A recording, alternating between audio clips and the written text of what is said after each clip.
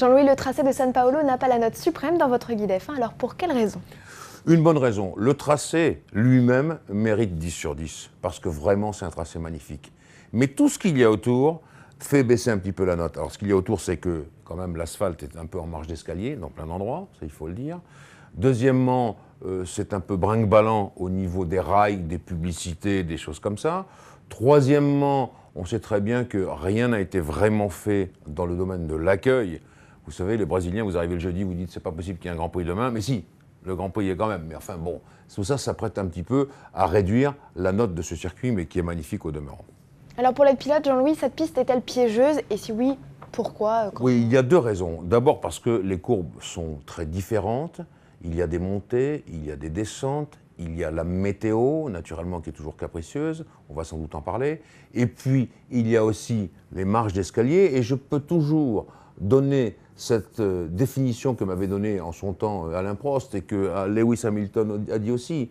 Quand il se met à faire chaud ou à pleuvoir, on pense qu'on est dans le tambour d'une essoreuse de machine à laver. Et il n'y a pas mieux comme description. Et donc, quand vous êtes à ce niveau-là, je rappelle, ça tourne aussi dans le sens inverse des aiguilles d'une montre, et bien tout ça fatigue beaucoup, et donc les fautes sont plus proches que d'habitude.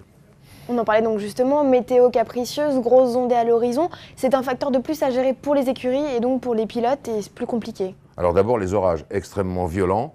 Il pleut des hallebardes et puis en 10 minutes, c'est sec. Donc c'est pas du tout comme la Malaisie ou comme la Corée, comme on l'a vu.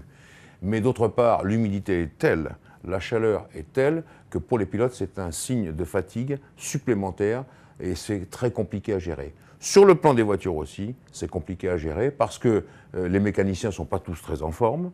Vous voyez ces garçons qui sont des types formidables, ils sont complètement trempés tellement ils transpirent. Donc tout ça met une ambiance vraiment très spéciale et donne de la difficulté supplémentaire à ce Grand Prix du Brésil. Quels sont les meilleurs réglages à adopter, Jean-Louis, sur ce tracé? Je voudrais vous dire que, étant donné la configuration et les grandes courbes qu'il y a, il faudrait régler la voiture au ras du sol. Malheureusement, il y a trop de bosses. Il faut donc relever la voiture, ne pas trop compter sur l'effet de sol, trouver de l'adhérence mécanique, du grip mécanique avec les suspensions et le travail des pneus, plus que sur l'effet de sol, la voiture très très raide et difficile à conduire.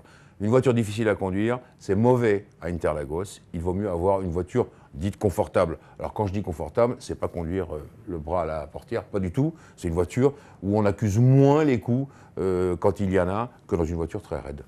Alors le titre se joue fréquemment au Brésil et cette année, Jean-Louis? Ah, ça peut. Ça peut. C'est pas la dernière manche de la saison, exactement comme l'an dernier, mais vous savez, et on y fera tous attention, que Fernando Alonso peut être couronné dès ce Grand Prix du Brésil, et c'est le seul. Il faut pour cela que Weber ne termine pas mieux que 5e, et on ne tiendra pas compte ni de Vettel, ni d'Hamilton, ni de Button naturellement. Donc ça peut se jouer au Brésil. Alors ça, c'est la surprise, et j'espère que vous serez nombreux à regarder ce Grand Prix, qui est toujours un Grand Prix magnifique. Pour cela.